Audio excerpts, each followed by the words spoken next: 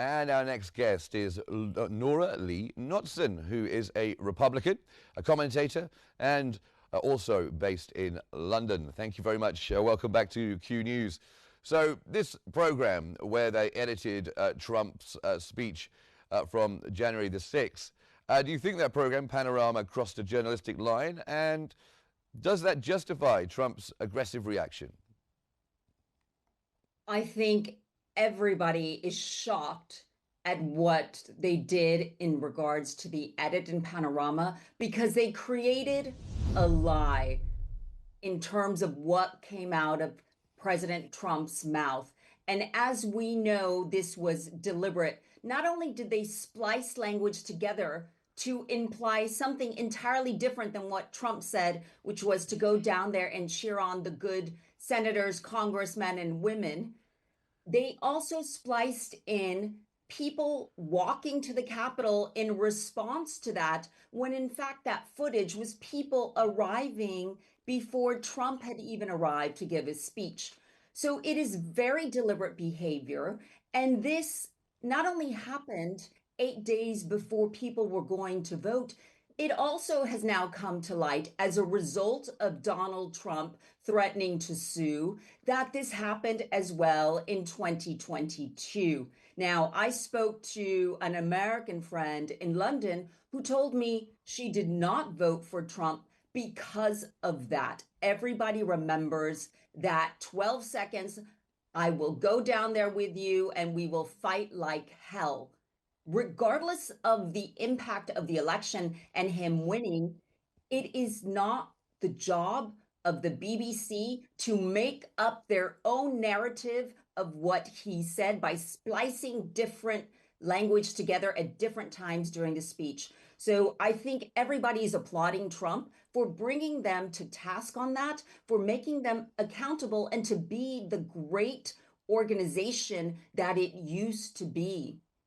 Yes, I think it's very hard to disagree with you that that was not sloppy journalism and incredibly bad editing, and to not make it clear that these two statements were an hour apart. And as you say, to put that footage in from before the rally was very, very bad journalism. It shouldn't have been done, shouldn't have been broadcast.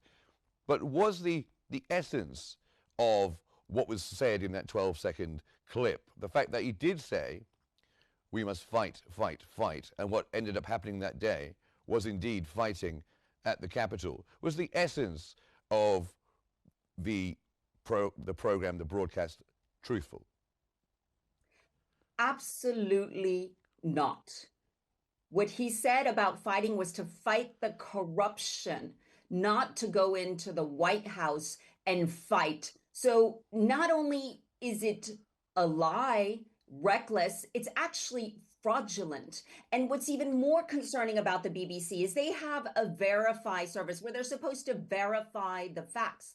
That was not done. Even doubly concerning on top of that is that when this was brought to light by the leaked memo of Michael Prescott back in January, and in May, they chose to sweep it under the rug. So their process for trying to weed out their pervasive bias does not work. And they are so biased that they turn a blind eye to it.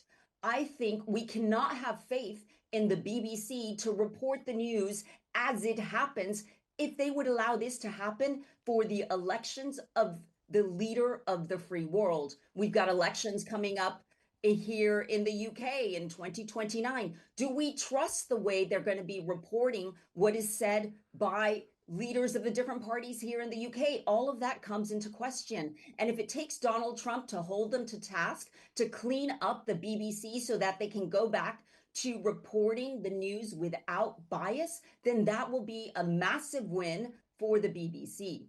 Well, critics like yourself would say that the BBC has this London worldview and is disconnected from the public. What would someone mean by that? What would you mean by that?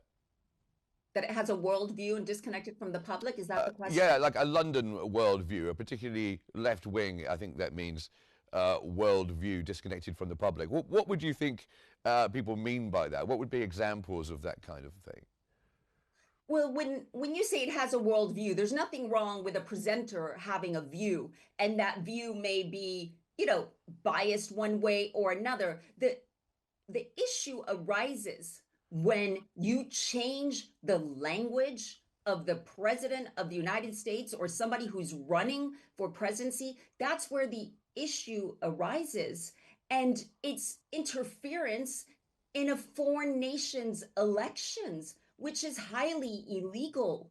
So this is a real serious problem that the BBC thinks they're just going to sweep under the rug by sending an apology saying, oh, it was a lapse in misjudgment. No, this was deliberate. And Donald Trump, as we know, sued CBS 10 billion, then upped it to $20 billion when they did the same thing with Kamala Harris just before the elections.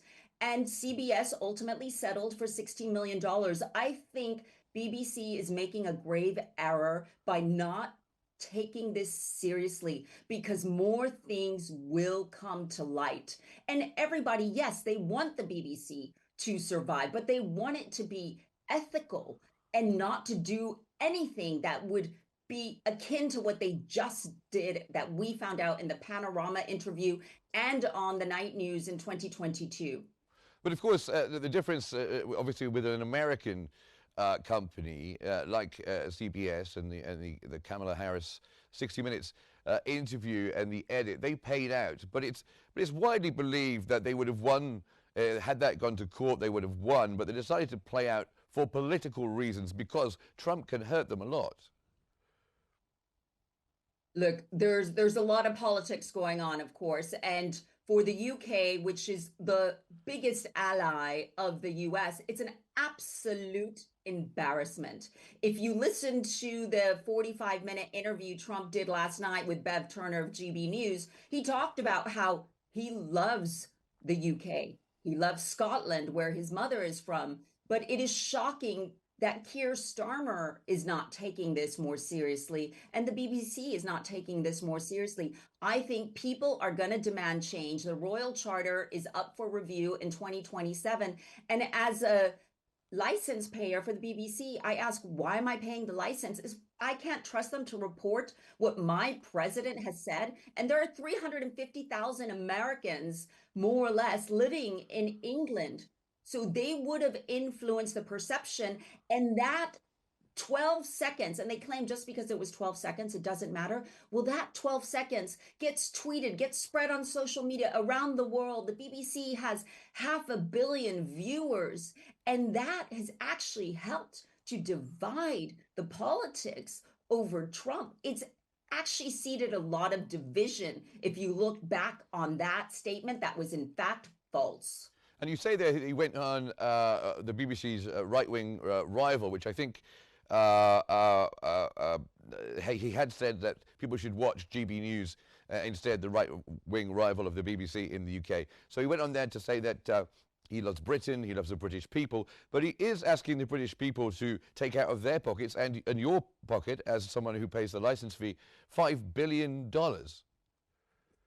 As we know, nobody's going to be paying $5 billion. This is Trump's way of making the point that it was reckless and putting their actions under the spotlight. This should not be happening in a democracy. We just had Remembrance Day celebrating all the brave people who lost their lives fighting for our democracy. And we would expect this out of maybe China, out of Russia, but not out of the United Kingdom, where they literally tried to create a different sentence out of Trump's lips. I mean, this is shocking. It is appalling. And I do hope that the BBC addresses this properly so that it never happens again. And should it happen, they weed it out immediately.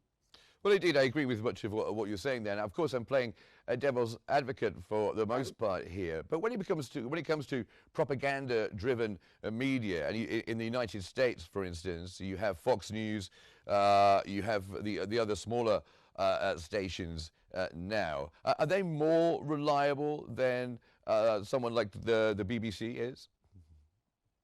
I don't think it's about reliability. It's about accountability to report the facts. and not splice language and imagery to convey the message of your bias. You can interpret what is said a certain way, but you must show what the leader said or what the person said when you are then expressing your opinion. So it's about accountability to present the news factually.